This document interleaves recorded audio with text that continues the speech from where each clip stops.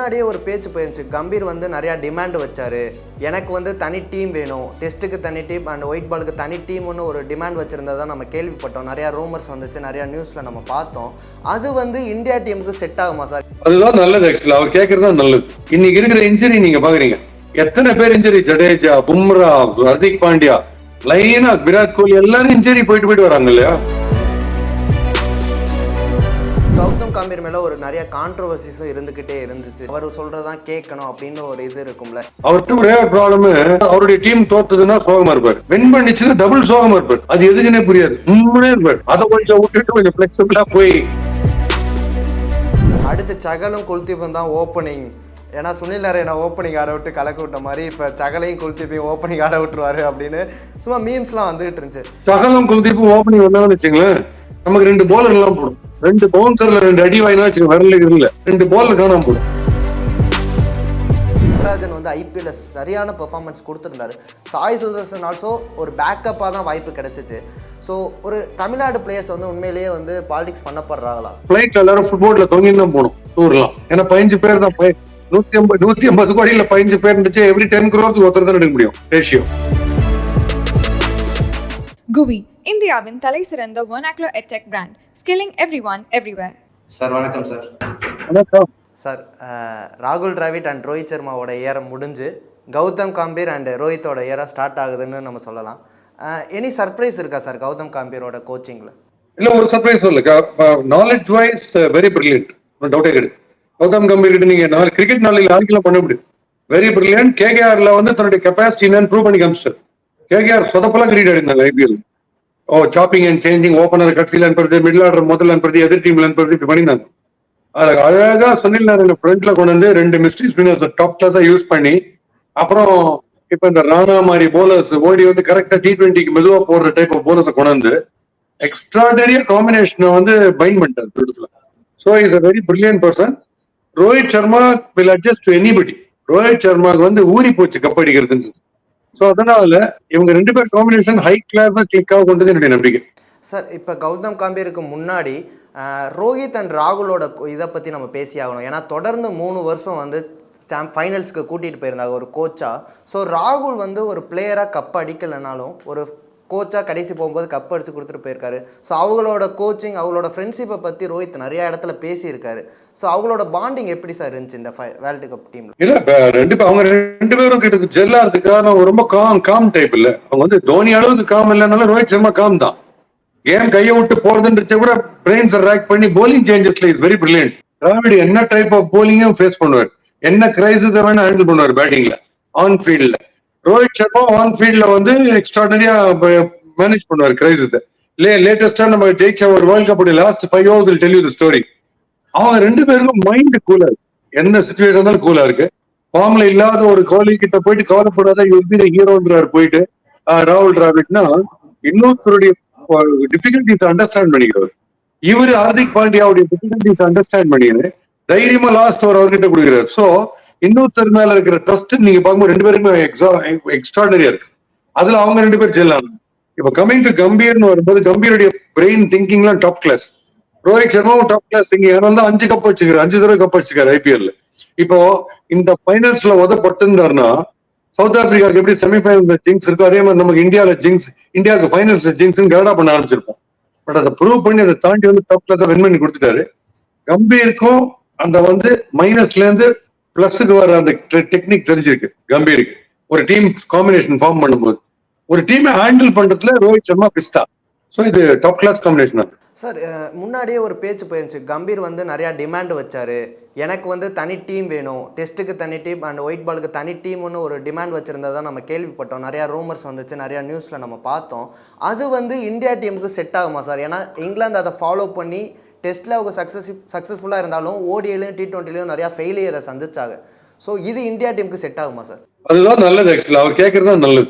இன்னைக்கு இருக்கிற இன்ஜுரி நீங்க பாக்குறீங்க, எத்தனை பேர் இன்ஜுரி, ஜடேஜா, பும்ரா, ஹர்திக் பாண்டியா, லைனா விராட் கோலி எல்லாரும் இன்ஜுரி போயிட்டு வராங்க இல்லையா? சோ ஸ்பெசிபிக்கா ஸ்பெஷலைஸ் பண்ணி T20க்கு ஒரு ஃபார்மேட், ஒரு பர்டிகுலர் காம்பினேஷன், ஓடிஐக்கு ஒரு காம்பினேஷன் வச்சா ரொம்ப நல்லது. ஏன்னா உங்களுக்கு லீஸ்ட் ஸ்ட்ரெயின் டெஸ்ட் மேட்ச்ல தான். ஏன்னா 5 நாள் அப்பப்ப ரிலாக்ஸ்டா நடந்துங்கிறதெல்லாம் போலாம். பட் ஓடிஐல ஓரளவுக்கு போகலாம், ஓரளவுக்கு பயங்கர ஆக்டிவா இருக்கணும். T20ல ஃபுட்பால் மேட்ச் மாதிரி 20x6 120 பால் நீ ஓடினே இருக்கணும். ஸோ T20க்கு தனியா மீதி ரெண்டுல கூட ஓவர்லாப் ஆயிக்கலாம், ஒன்றும் பெரிய இஷ்யூ கிடையாது. T20ன்னு வரும்போது mind set totally different, physical toughness and mental toughness வேற லெவல். மீதி ரெண்டுல அவ்வளவு தேவை கிடையாது. பட் இதுல தேவைன்றச்சே இதுல ஒரு லெவல் எடுத்து அதை டிஸ்டர்ப் பண்ணாம ஒரு காம்பினேஷன் வச்சு அதை டிஸ்டர்ப் பண்ணாம இருக்கிறது பெட்டர். மீதி வேற எங்கேயுமே ஃபோக்கஸ் ஆகாம ஒயிட் பால், அதுவும் T20 ஸ்பெசிபிக்னு கொண்டு வந்தது பெட்டர். லான்ஜிவிட்டி லைஃப் ஜாஸ்தி பிளேயருக்கு, ஜாயிண்ட்ஸ்ல எகிரி கைண்டிக்காது. அதனால அவர் கேட்கறது ரொம்ப ரொம்ப கரெக்ட். இந்த காம்பினேஷன் கொடுங்க, ரிசல்ட்ஸ் எடுத்து கொடுத்துருது பெட்டர். சார் இப்போ வந்து கௌதம் கம்பீர் மேலே ஒரு நிறைய கான்ட்ரவர்சிஸும் இருந்துக்கிட்டே இருந்துச்சு ரீசெண்டாக. லைக் கோலிக்கும் அவருக்கும் ஆகாது, ஸோ அவர் வந்து அவரோட டிமாண்ட் அங்கே அதிகமாக இருக்கும், அவர் சொல்கிறதான் கேட்கணும் அப்படின்னு ஒரு இது இருக்கும்ல. இது இந்தியாவோட சீனியர் பிளேயர்ஸ்க்கு எப்படி சார் செட் ஆகுமா? ஆமா, அந்த ஆங்கிள் நீங்க பார்க்கும்போது கௌதம் கம்பீர் இன்னும் கொஞ்சம் அண்டர்ஸ்டாண்டிங்கா போகணும். அவர்கிட்ட ஒரே ஒரு ப்ராப்ளம், ஒரு டீம் அவருடைய டீம் தோத்ததுன்னா சோகமா இருப்பாரு, வின் பண்ணிச்சுன்னா டபுள் சோகமா இருப்பாரு. அது எதுக்குன்னே புரியாது, உண்மையே இருப்பாரு. அதை கொஞ்சம் விட்டுட்டு கொஞ்சம் பிளெக்சிபிளா போய் எல்லாருக்கிட்டும் கொஞ்சம் பழகிறது இல்ல. அது இல்ல, அது உடனே எனக்கு புரியுது. சில பேர் சொல்லுவாங்க உண்மன் ஒருத்தர் இருக்கிறதுனால அவருக்குள்ளுக்குள்ள ஹியூமர் இல்ல, அவர் சிரிக்க மாட்டேன் அர்த்தம் இல்லை, அதெல்லாம் ரைட்டு. பட் எப்ப காமிச்சாலுமே இதே மாதிரி இருந்தா பேட்டிங் அவுட் ஆயிட்டு வந்து பேடை கட்டவே மாட்டாரு, திருப்பி ஹோட்டலுக்கு போறதுக்கும் பேடை கட்டவே மாட்டாரு. அந்த ஆட்டிடியூட்லாம் கொஞ்சம் விட்டுலாம். இன்னும் கொஞ்சம் பிளெக்சிபிளா அழகா ஒரு ரவி சாஸ்திரி அண்ட் டிராவிட் காம்பினேஷன்ல வருது பெட்டர். ஸ்ட்ரிக்ட்டுக்கு ஸ்ட்ரிக்ட், ஜாலியா இருக்கிறதுக்கு ஜாலி, அந்த மாதிரி வந்துட்டா பெட்டர். இந்த பர்சனல் டிஃபரன்சஸ் இதெல்லாம் தூக்கி போட்டுருவாங்க. இந்தியான்னு வரும்போது எனக்கு தெரிஞ்ச அதெல்லாம் தூக்கி கடாசிடுவாங்க. ஏன்னா டீம் ஜெயிக்கணும், he will definitely do his best. நம்ம பாசிட்டிவா திங்க் பண்ணணும். அதுல மாறிப்பாரு, பிளேயருக்கு ஏற்ற மாதிரி மாறிப்பாரு, நம்ம பாசிட்டிவா இருக்கும். கோலியும் மாத்திக்கணும் அவர் ஆட்டிடியூட. ஏன்னா கோலியும் கொஞ்சம் மீதி பிளேயர் அவுட் ஆகும்போது கண்ணா அப்பனான்னு கிரிமேஸ் பண்றது, முகம் காட்டுறது, அதெல்லாம் பண்றாரு. இப்ப கோலி ஃபார்ம்ல இல்லாதவது எல்லாரும் அதே பண்ணியிருந்தா ராகுல் டிராவிடம் நேரணி அப்படின்னு சொல்லியிருந்தா அப்படி இருக்கும். பட் அண்டர்ஸ்டாண்டிங்கா மீதி பேர் இருக்காங்கல்ல ஃபார்ம்ல போகும்போது. அதனால ஏஜ் ஆக கொஞ்சம் நம்ம மெச்சூர்டா பிஹேவ் பண்ண கத்துக்கணும். எல்லாருக்குமே இருக்கு அந்த வீக்னஸ். பட் அதெல்லாம் செட் பண்ணிட்டு அழகா கம்பைன் ஆகாதுன்னு எனக்கு தோணுது. சார் இப்போ வந்து அடுத்த வருஷம் ஒரு பெரிய 2 உலகக்கோப்பை லைக் சாம்பியன்ஸ் ட்ராஃபி அண்ட் வந்து டெஸ்ட் சாம்பியன்ஷிப் இருக்கு. ரோஹித் அண்ட் கோலி வந்து ஃபுல்லா விளையாடணுமா, இல்ல கௌதம் கம்பீர் வந்த பிறகு ஏதாச்சும் மாற்றங்கள் இருக்குமா சார்? இருக்கும். சரி, இப்ப ரோஹித் சர்மாவே நீ பிசிக்கல் ஃபிட்னஸ்னு வரும்போது கோலி ரொம்ப ஃபிட்டா இருக்கு. கோலி இன்னும் ஒரு வருஷம் கூட ஒரு பிரச்சனை இல்லாம ஆடுவாருன்னு தோணுது அவரோட ஃபிட்னஸை பார்த்தேன். ஏன்னா ஃபீல்டிங்ல பண்ற ரன் அவுட்ஸும் பிடிக்கிற கேச்சஸும் பார்க்கும்போது அமேசிங்கா இருக்கு. அதெல்லாம் world on par with world Jonty Rhodes ரேஞ்சில் இருக்கு. அப்படி இருக்கிறவர் பிசிக்கலி டாப் கிளாஸ் ஃபிட்னஸ்ல இருக்காருன்னு அர்த்தம். நம்பர் 1. நம்பர் 2, யாரோ போலிங் போறதுக்கு நான் எதுக்கு இப்படி உயிரை கொடுக்கணும் அப்படின்னு நினைக்கிற டைப் கிடையாது. Is giving is life for the டீம்ன்றதால இது team man. So Virat Kohli வந்து எல்லா ஃபார்மேட்டும் இருப்பாரு கண்டிப்பா. பட் எல்லாத்தையும் இருக்கிறதுடைய ப்ரெஷர் இந்த தடவை தெரிஞ்சுது. But for the last match, ஏன்னா அவர் வந்து கிறிஸ்டிகாந்த் மாதிரி ஆகணும், டபால் ஏறியும் கரங்க சுத்திந்தாரு அண்ணாத்த ஆடுறான்ட்டு. அது வேண்டாம், பொறுமையா இருக்கலான்றது ராகுல் டிராவிட் அதெல்லாம் கைட் பண்ணி அவர் கோலியாவே ஆடினார் கடைசி மேட்ச். அதனாலதான் நம்ம ஜெயிச்சோம். ஃபிட்னஸ் பொறுத்த வரைக்கும் விராட் கோலி ப்ராப்ளம் இருக்காது. பிகாஸ் அவர் அவ்வளவு ஸ்பெண்ட் பண்றாரு பாடிக்காக, பூஜை ரூம் மாதிரி பார்த்துருக்கு உடம்பு. ரோஹித் சர்மாக்கு ஃபிட்னஸ் ப்ராப்ளம் வரும், மூவ்மெண்டா ரொம்ப ப்ராப்ளம் வரும். அவர் நாட் ஃபிட். பட் நீங்க பேட்டிங் வரும்போது ரோஹித் சர்மா மிஞ்சத்துக்கு ஆளே கிடையாது. இந்த ஃபிட்னஸ் போறோம் எல்லாரையும் அடிக்கிற மாதிரி. மிச்சல் ஸ்டார்க்க 4 6 அடிக்கிறவருக்கு ஃபிட்னஸ் இருந்தா இல்லாட்ட இந்த கிரிக்கெட் அக்யூமெண்ட் அவ்வளவு ஸ்ட்ராங்கா இருக்கு, அதை பார்க்க முடியாது. பட் இன்னொருத்தர் சொல்லி இன்னத்துக்கு இன்னும் ஆடிட்டு இருக்கேன்னு சொல்ற அளவுக்கு வச்சுக்காம கிளம்புறது பெட்டர். ரோஹித் சர்மா அவரே பண்ணுவார்னு எனக்கு தோணுது. அவர் ஃபார்ம்ல இல்லைன்னு சொல்ல, அவர் தான் பிஸ்தா ஓப்பனிங்ல, அவர் தான் இன்னைக்கும் வேர்ல்ட் நம்பர் 1 இருக்காரு. பட் அவர் கௌரவமா கிளம்பினார்னா இன்னும் எக்ஸ்ட்ரானரி பிளேயர்ஸ் நமக்கு இருக்காங்க. பாருங்க, அபிஷேக் சர்மா எக்ஸ்ட்ரானரி. ஒரு சர்மாக்கு இன்னொரு சர்மா வந்தா வர ரீப்ளேஸ்மெண்ட் மாதிரி அடிக்கிறார், பின்றார். ஓகே, ரிங்கு சிங் மிடில் ஆர்டர்லயும் ஆட தெரியும், பினிஷிங்கும் பண்ண தெரியும். லெப்ட் ஹேண்டட் தோனி மாதிரி இருக்காரு ரிங்கு சிங். புதுசா வராங்க திருப்பி. சந்தீப் சர்மா இருக்காரு, எக்கச்சக்க சர்மா பட்டேல்னு வந்து இது உழுவுல. அதனால கௌரவமா போறது பெட்டர்னு எனக்கு தோணுது. சார் நேற்று ஒரு மீம் நைட்டு சும்மா பார்க்கும்போது வந்துச்சு, அடுத்து சகலும் குல்தீப்பும் தான் ஓப்பனிங். ஏன்னா சுனில் நரேனை ஓப்பனிங் ஆட விட்டு கலக்க விட்ட மாதிரி இப்போ சகலையும் குல்தீப்பையும் ஓப்பனிங் ஆட விட்டுருவாரு அப்படின்னு சும்மா மீம்ஸ்லாம் வந்துகிட்டு இருந்துச்சு. இது மாதிரி ஏதாச்சும் வாய்ப்பு இருக்கா சார், இந்தியாவோட பவுலர்ஸை ஓப்பனிங் ஆடுற மாதிரி ஏதாச்சும்? இல்ல, அது வந்து சும்மா தமாஷ் ட்ரோல்ஸ் மீம்ஸ்ல மட்டுமே என்ஜாய் பண்ணிட்டு போயிடணும். அதெல்லாம் சகலும் குல்தீப்பும் ஓப்பனிங் வந்தாங்கன்னு வச்சுங்களேன், நமக்கு 2 பவுலர் எல்லாம் போடும். 2 பவுன்சர்ல 2 அடி வாங்கினா வச்சுக்கோங்க, வரல 2 பால் காணாம போடும். இதெல்லாம் தேவையே கிடையாது. சுனில் நாராயணுடைய அப்ரோச் இவங்களோட கம்பேர் பண்ண முடியாது. இவங்க எல்லாம் கொஞ்சம் டெக்னிக்கலா குனிஞ்சு கிரிக்கெட் ஆடணும் பாக்குறாங்க. சுனில் நாராயண் ஏதோ ஒரு ஃபங்க்ஷனுக்கு வந்து சீஃப் கெஸ்ட் மாதிரி போய் நின்னுகிறாரு ஓப்பனிங்ல. சென்ஸ் ஆஃப் டைமிங் குட் லென்த்ல போட்டியான 600 ஒரு ஸ்கேர் கிரியேட் பண்ணி விட்டாரு. மத்தபடி காலுக்கு நேரம் யாருக்கு போட்டாலும் அவர் வேற வராது. பட் வித்தின் இஸ் லிமிடேஷன்ஸ் அவர் ஒரு தனி ட்ரெண்ட் செட் பண்ணிட்டாரு அவர் பேட்டிங்க்கு, ஒரு டிராவல் செட் பண்ற மாதிரி. அதனால அதை நம்ம கம்பேர் பண்ணி அந்த மாதிரி காமெடி எல்லாம் நம்ம ட்ரை பண்ண மாட்டோம். பண்ண கிரிக்கெட் காமெடி ஆயிடும். இப்ப இருக்கிற ஓப்பனிங்கே அடிதடி 7-8 பேர் இருக்காங்க ரெடியா. அதுல இப்போ இதெல்லாம் நீங்க ட்ரை பண்ணுங்க தேவையில்லை.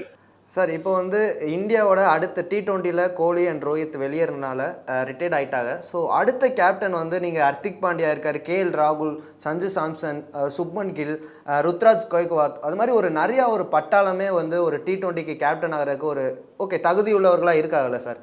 நீங்கள் யாரை ப்ரிஃபர் பண்ணுவீங்க சார்? யுனானிமஸ்லி ஸ்ட்ரெயிட்டாவே ஒரே ஆள் தான், ஹர்திக் பாண்டியா தான், வேற ஆளே கிடையாது. டைனமிசம்க்கு டைனமிசம். அவரை பத்தி நான் என்னன்னு சொல்றேன் உங்களுக்கு. ஒரு புது டீம் ஃபார்ம் பண்றாங்க யங்ஸ்டர்ஸோட, எல்லா யங்ஸ்டர்ஸையும் வச்சு ஒரு team IPL GT Gujarat Titans பண்றாங்க. ஃபர்ஸ்ட் சீசன் சாம்பியன்ஷிப், அப்ப அதுல கேப்டன்சி தெரிஞ்சுக்கிறீங்க. செகண்ட் சீசன் CSK கிட்ட உதப்பட்டதுனால இல்லாட்ட திருப்பி சாம்பியன் ரன்னர் அப். GT விட்டுட்டு போய் நிறைய கலாட்டா பண்ணாங்க, மும்பை இந்தியன்ஸ் கவுந்தது அவரால்லான்ட்டு. GT விட்டு போனார்ல, GT நல்லா ஆட வேண்டியது இப்ப டீம். அவன் கில் கேப்டன்சி எவ்வளவு கேவலமாடினாங்க. அங்கேயும் கேப்டன்சி ஆப்ஷன்ஸ்லயும் காமிக்கிறாரு எவ்வளவு பெரிய கேப்டன். பேசிக் அப்ரோச் பேட்டிங் வரும்போதே ஒரு 15 அவுட் மாதிரி உள்ள வருது, மெரிகிற ஒன்னு உள்ள வருது, அந்த ஆட்டிடியூட். போலிங் சிக்ஸ்னே போடுறது கூலா. அவரு சொன்னாரு நம்ம கெவின் பீட்டர்சன், அவர் நடிக்கிறார், we can see you acting, பரவாயில்ல. கிரௌடுக்கு முன்னாடி உனக்கு சரியாம நடிக்க முடியும், நடிச்சுட்டு போ, பரவாயில்ல, தப்பு கிடையாது. அவரு இவர சொல்ற அளவுக்குலாம் அவர் ஒரு மோசமான ஆள் இல்ல, எக்ஸ்ட்ராடினரி. அதுக்கு எக்ஸாம்பிள் கொடுக்குறேன். இவரு சவுத் ஆப்பிரிக்கன் பாண்டன் கெவின் பீட்டர்சன், அந்த team 5 wickets in hand, 30 balls 30 run ஸ்டேஜ்ல இருக்காங்க. அந்த ஸ்டேஜ்ல ஹர்திக் பாண்டியாவுடைய பேக்ரவுண்ட் இப்ப எப்படி இருக்கு? பர்சனல் லைஃப்ல ப்ராப்ளம்ன்றாங்க. ஃபுல் பாம்பே வந்து மும்பை கிரௌட பூ பண்ணுது. அவரை வேஸ்ட்னு ரைட் ஆஃப் பண்ணும்போது 2 ட்வின் டவர் மாதிரி 2 பேர் கிளாசன் அண்ட் நம்ம மில்லர் 2 பேர் விக்கெட்டை கட்சி ஓவர்ல வந்து எடுக்கிறாரு. கட்சி ஓவர் நீ கையில பால் எடுத்துருவீங்களா? ஒரு கப்பு கையில வரணும். அந்த ஸ்டேஜ்ல பவர்ஃபுல் பேட்ஸ்மேன் 2 பேரு ஆல்மோஸ்ட் கையை விட்டு போயாச்சு மேட்ச். இவர் கையில பால் எடுக்கிறாரு. அதுவும் ரோஹித் சர்மாவை வந்து இல்ட்ரீட் பண்ணிட்டதா பேசினாங்க. அதே ரோஹித் சர்மா கேப்டன்ல இவர் மேல நம்பிக்கை வச்சு லாஸ்ட் ஓவர் கொடுக்குறாரு. பும்ராவை தவிர நீங்க வேற யாருக்கிட்டயுமே லாஸ்ட் ஓவர் இப்படி தைரியமா கொடுக்க முடியாது. ஹர்ஷீப் அப்பப்போ, பட் இவர்கிட்ட கொடுக்குறாங்க, கையில கப்பை கொண்டு வந்து கொடுக்குறாரு. அப்படின்னா எத்தனை கிரைசிஸ் எவ்வளவு நெகட்டிவிட்டி இருந்தாலும் தாண்டி எப்ப ஐ நீட் டு டெலிவர், அந்த சமயத்தை நான் பண்றேன்னு காமிக்கிற ஒருத்தர். நீங்க சொன்னா நம்ப மாட்டீங்க, இந்த டோர்னமெண்ட் ஆரம்பிக்கிறதுக்கு முன்னாடி நான் என்ன சொன்னேன், இந்தியா கப் அடிக்குமான்னு கேட்கறீங்க. ஏன்னா இந்த லாஸ்ட் டே திடீர்னு கதை மாறிடும், வேர்ல்ட் கப் மாதிரி. ஆனா இந்தியாவை ஆட போறோம்னா மீதி அத்தனை டீமுக்கும் தூக்கம் கட்டு போடும். 11 பேருக்கும் ஒவ்வொரு டீம்லயும் தூக்கம் போடும். ஏன்னா இது ஒரு டேஞ்சர் மேஜிக் பண்ணுவாங்க. அந்த மேஜிக்கை யாரால பண்ணுவாங்க? ஹர்திக் பாண்டியாவால பண்ணுவாங்க. ஏன்னா ஹர்திக் பாண்டியாவை இந்த பிச்சில் ஆடுறது ரொம்ப கஷ்டம். பிரில்லியன் பவுலர்னு சொன்னேன். இதுல ஏதாவது தப்பா போச்சா நீங்க பாருங்க. ஹர்திக் பாண்டியா ரெகுலரா விக்கெட் எடுத்து ஸ்கேர் கிரியேட் பண்ணினே இருக்காரு. அதனால எந்த ஆங்கிள் நீங்க பார்த்தாலும் crisis management, coming back to form after adversities, managing people with a smile, எது நீங்க பார்த்தாலுமே number 1 straight hands down win பண்ணக்கூடிய ஆள் ஹர்திக் பாண்டியா.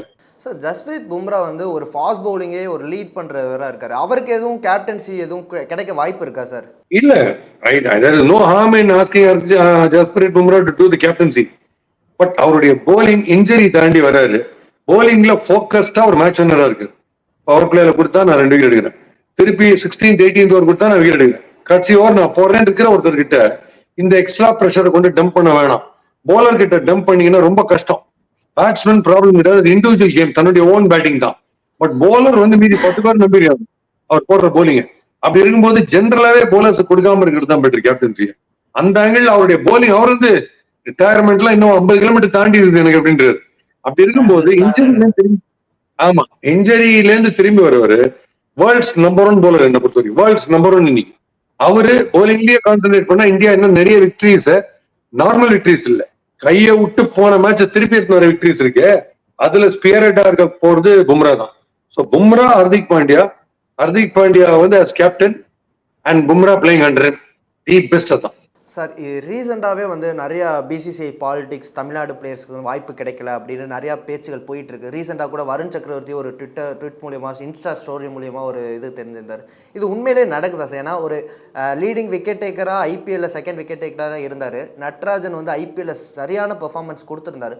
சாய் சுதர்சன் ஆல்சோ ஒரு பேக்கப்பாக தான் வாய்ப்பு கிடைச்சிச்சு. ஸோ ஒரு தமிழ்நாடு பிளேயர்ஸ் வந்து உண்மையிலேயே வந்து பாலிடிக்ஸ் பண்ணப்படுறாங்களா? உங்களோட கருத்து என்ன சார்? நான் அந்த மாதிரி பாக்குறது இல்ல பாஸ். நான் அந்த மாதிரி பாக்குறது இல்ல. தமிழ்நாடு பிளேயர்ஸை பத்தி உலகம் பூரா எல்லாருமே பேசியிருக்காங்க. அதை நான் ஒத்துக்கிறேன். சாய் சுதர்சன் பிரில்லியண்டா பண்றாரு. நட்ராஜன் என்னோட ஃபேவரட் போலர். நட்டி யார்கர் நட்டின்னு தான் வச்சிருக்கேன் மொபைல் போன்ல நேமே. நல்லா பேசுவேன். ஃபர்ஸ்ட் கிளாஸா பண்றாரு. டவுட்டே கிடையாது. நான் முன்ன கூட சொன்னேன் சீரியஸ் முன்னாடி ஆஷ்தீபுக்கு போல அவர் வந்திருக்கலாம்னு எனக்கு தோணுதுன்னு சொன்னேன். அதையும் சொன்னேன். இப்ப இல்லாதவங்களை பத்தியே நம்ம பேசியிருந்தோம்னா பிளைட்ல எல்லாரும் ஃபுட்போர்ட்ல தொங்கின்னு தான் போகணும் டூர்லாம். ஏன்னா 15 பேர் தான் 150 கோடியில 15 பேர் இருந்துச்சு. எவ்ரி 10 crores ஒருத்தர் தான் எடுக்க முடியும் ரேஷியோ. அதை ஒண்ணு பாருங்க. ஆனா இப்ப தோனி தமிழ்நாட்டு பிளேயர் எடுக்கலான்றுச்சு. நான் இதே தான் சொல்றேன். இந்தியா எடுக்கலான்றுச்சு. நான் இதான் சொல்றேன். நான் சொல்றேன் இன்டிஸ்பென்சபிள் 8 தான். இப்ப பும்ராவை டிராப் பண்ணணும்னு பேசுவீங்களா? சான்ஸே இல்ல. அந்த மாதிரி பண்ணிடுங்கன்ற. அந்த மாதிரி இங்கேருந்து வரவங்க நீ தலகுன்னு டிராப் பண்ண முடியாது. நான் அந்த மாதிரி காமிச்சிட்டேன் என்னுடைய டேலண்ட், என் பொட்டன்ஷியல். அப்படின்ற ஸ்டேஜுக்கு என்ன எந்த தமிழ்நாட்டு பிளேயர் என்ன பண்ணல அப்படிங்கிறது என் ஃபீலிங். பண்ணிடுவாங்க, ஷூரா பண்ணிடுவாங்க. என்ன நீ எடுக்காம ஆட முடியாது. T20 டோர்னமெண்ட் வேர்ல்ட் கப் எங்க வேணா இருக்கும். நான் இல்லாம நீ ஆட முடியாது அப்படின்னு சாய் சுதர்சனால பண்ண முடியும், நட்ராஜனால பண்ண முடியும், கண்டிப்பா பண்ண முடியும். அதை பண்ணிடுங்கன்ற அந்த ஸ்டேஜுக்கு வந்துட்டீங்க. It's just there. பண்ணி காமிச்சிட்டா இந்த பேச்சே வராது. அப்படி பண்ணிடுங்க. Make them turn around to see இவர் எப்படி நம்ம விடலாம், இவர் எடுத்துதான் ஆகணும் அப்படின்னு சொல்ல வச்சிருங்கன்ற டிபேட்டே வேணாம், எடுக்க வைங்க. சார் கடைசி கொஸ்டினா வந்து ஃபியூச்சரில் ஒரு இந்தியாவில் ஒரு இப்போ அபிஷேக் சர்மா நேற்று ஒரு 100 வச்சுருந்தார் செகண்ட் மேட்ச்சில். ஸோ அது மாதிரி ஒரு எந்த பிளேயரை வந்து நீங்கள் ரொம்ப இதாக யோசிக்கிறீங்க சார்? ஒரு ஃபியூச்சர் ஆஃப் கிரிக்கெட், இந்தியன் கிரிக்கெட்னு இருப்பார். I think that Nitish Kumar Reddy will be a great find. Nitish Kumar Reddy ஆடுற பேட்டிங், அவர் பண்ற ஃபீல்டிங், டக்குன்னு வந்து ஒரு யூட்டிலிட்டி போலரா வந்து போடுற bowling, is in the game throughout. ரொம்ப ரொம்ப ப்ராமிசிங் கிரிக்கெட்டரா நான் பாக்குறேன் நிதிஷ்குமார். அவர் ஷூரா வருவார். சார் கடைசி ஒரு கொஸ்டின் மட்டும் சார். இப்போ வந்து ஹெட் கோச்சாக வந்து காம்பீரை நியமிச்சிருக்காங்க. Batting coach, bowling coach, fielding கோச்சா நீங்கள் யாரை சார் ப்ரிஃபர் பண்ணுவீங்க? நீங்கள் ஒரு செலக்டராக இருந்தால் இது மாதிரி ஒரு யூனிட் இருந்தால் நல்லா இருக்கும் அப்படின்னு நினச்சா நீங்கள் யாரை சார் செலக்ட் பண்ணுவீங்க? எனக்கு நான் சில விஷயம்லாம் சொல்லுவேன், அதெல்லாம் ஒத்துக்க மாட்டாங்க. ஸ்விங் போலிங் ஆடுறதுக்கு மொயின்தானம் இருந்தாலும் ஒரு பிளேயர் இருந்தாரு. அவர் உலகத்துக்கே கத்துக் கொடுப்பாரு ஸ்விங் எப்படி ஆடணும், எப்படி பால் விடணும்னு. ஆனா ரிவர்ஸ் ஸ்விங் பாகிஸ்தான் பீக்ல இருந்த போது நேரம் நம்பர் 3 போய் சுனில் கவாஸ்கர் அவர்கிட்ட கத்துக்கிறாரு எப்படி ஆடணும்னு. அந்த மாதிரியான ஒரு பிளேயர். ஸோ ஒருவேளை இங்கிலாந்துக்கு நம்ம போறோம்னா ஒரு மொஹாலியில கேம்ப் வச்சுட்டு மொயின்தானம் அந்த மாதிரி ஒருத்தர் வந்து ஸ்விங் போலிங் எப்படி ஆடுறதுன்னு கத்துக்கலாம். Okay, Kapil Dev bowling coach. நீங்க கபில் தேவோட பெட்டர் கோச்சே கிடையாது. Kapil Dev is brilliant. அந்த ஆங்கிள் கும்பலேயும் பிரில்லியன்ட் தான் போலிங் கோச்ல. கபில் தேவ் வந்து எக்ஸ்ட்ராடினரி கோச்சா இருப்பார் போலிங் கோச். ஏன்னா ஒரு T20 எடுத்துட்டீங்கன்னா முதல் 4 ஓவர் அவர் போடுற ஸ்விங் பேட்லயே படாது. கடைசியில சொல்லி 4 யாருக்கு போடுவார் 6 பால்ல. இவரெல்லாம் அப்பயே பண்ணிட்டாரு. World cup hero, winning hero. So அவர் வந்து போலிங் கோச்சா வரலாம். பேட்டிங் கோச் யார் வேணா வரலாம். ஸ்பெசிபிக்கா இப்படிதான் இருக்கணும்லாம் இல்ல. டெண்டுல்கர் வரலாம், யார் வேணா வரலாம் பேட்டிங் கோச்சா. அதுக்கு நிறைய பேர் இருக்கும். போலிங் கோச் கொஞ்சம் கண்டுபிடிக்கிறது கஷ்டம். சார் ஃபீல்டிங் கோச்சா இப்போ ஜாண்டி ரைட்ஸ்ட்ட பேசிக்கிட்டு இருக்காங்க அப்படின்னு நியூஸ் வந்துகிட்டு இருக்கு. ஜாண்டி ரைட்ஸ் எடுத்தாங்கன்னா அது ஒரு கரெக்டான பிக்காக இருக்குமா சார்? ஏன்னா அந்த ஒரு லாங்குவேஜ் ப்ராப்ளம் இருக்கும்ல சார் தமிழ்நாட்டு இந்தியா கிரிக்கெட் டீம்ல ஒரு ஹிந்தி பேசுறது. அது நீங்க பாத்தீங்கன்னா எங்கேயுமே இருக்கும். பட் இந்த ஃபீல்டிங்கை பொறுத்த மட்டும் நான் சொல்றேன். போலிங் பேட்டிங்ல ஏகப்பட்ட வெரைட்டிஸ் இருக்கு. பட் ஃபீல்டிங்ல இந்த ஸ்கிட் பண்ணி பாலை தடுக்கிறது, அப்புறம் ஒரு பால் ஃபிளை ஆகும் போது முதல்லயே ஆன்டிசிபேட் பண்ணி டைவ் அடிக்கிறது, அப்புறம் இந்த ஓடி வந்து பிக்கிங் த்ரோல ரன் அவுட்ல அப்படியே நம்ம அப்படியே விழுந்து நேரம் ஸ்டம்ப் அடிக்கிறது, இந்த மாதிரி சில எக்ஸ்ட்ரா ஒரு டிஸ்டிங்ஷன் வாங்கின ஃபீல்டரே 100 வாங்குற அளவுக்கு சில ஃபீல்டிங் டிப்ஸ்லாம் இருக்கு. அதுல வந்து ஸ்ட்ரெயிட் எக்ஸாம்பிள் ஜாண்டி. இப்போ கூட IPL மேட்ச்ல ஒரு கேட்ச் உள்ள வச்ச புஷ்டார் தெரியல, பால் 6 உள்ள வந்தது. அந்த பால் அலட்சியமா புஷ்டாரு. அதனால அவர் ஐசைட் டெரிஃபிக்கா இருக்கு. Seems to be very nice person also. So அந்த மாதிரி ஒருத்தர் வந்து ஃபீல்டிங் கோச் அவர் வரணும். ஏன்னா அவர் அப்படி ஒரு அலர்ட், பிசிக்கல் அலர்ட்னஸ் அப்படி இருக்கு. அவரால வந்து அன்பிலீவபிள் கேட்சஸ்லாம் நம்ம பிடிக்கணும். இப்ப சூரியகுமார் அதை பிடிச்சு அதான் டேர்னிங் பாயிண்ட் இல்லை லைஃப்ல. அவன் மறக்க மாட்டோம் வாழ்க்கையில். எப்படி நம்ம மேட்சை திருப்பி எடுத்தாலும் அது முதல்ல சூரியகுமார் யாதவுடைய கண்ணு வந்து போக்கஸ் வந்து பால்லயே தான். ஆனா மனசுடைய போக்கஸ் பூரா காலில் எங்கேயா மெரிச்சிட போற மாதிரி. அந்த மாதிரி ஒரு ரொம்ப ரேர் இல்ல இது. Eyes are always focusing on the ball catch பிடிக்கிறதுக்கு, but the mind is focusing only on my foot, எங்கேயா மெரிச்சல் போறோம். ஸோ அது ஒரு பெரிய டேர்னிங் பாயிண்ட். இந்த மாதிரி நியூவன்சஸ்லாம் உங்களுக்கு வேணும்னா ஜான்டி ரோட்ஸ் மாதிரி ஒருத்தர் இருக்கணும் கோச். Okay sir. தொடர்ந்து இந்தியா கிரிக்கெட் தொடர்ந்து அடுத்தடுத்து மேட்ச் விளையாண்டுக்கிட்டு இருக்காங்க. புது கோச் காம்பீருக்கு வந்து நம்ம வாழ்த்துக்கள் சொல்லியே ஆகணும். இந்தியாவை அடுத்த நிலைக்கு அவர் கொண்டு போவார்னு நம்ம நம்புறோம். ரொம்ப நன்றி சார். ஆமா, அதான் சொன்னா நம்ம ஃபியூச்சர் ரொம்ப கம்பீரமா இருக்கு. ஏன்னா பாண்டியனின் ராஜ்யத்தில் புயலாலா, பாண்டியாவின் ராஜ்யத்தில், அதனால நம்ம கண்டிப்பாக சூப்பர் டூப்பரா ஹிட் ஆகும் ஃபியூச்சர்ல. GUI, இந்தியாவின் தலை சிறந்த vernacular edtech brand, skilling everyone everywhere.